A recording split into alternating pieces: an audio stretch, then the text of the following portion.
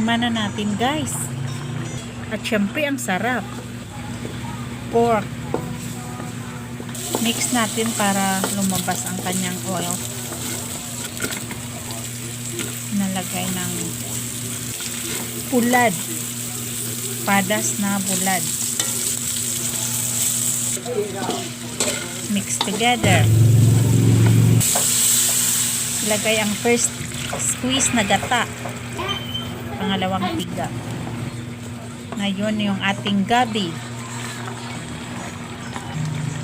Ahos Bombay. Merong asin bitsin.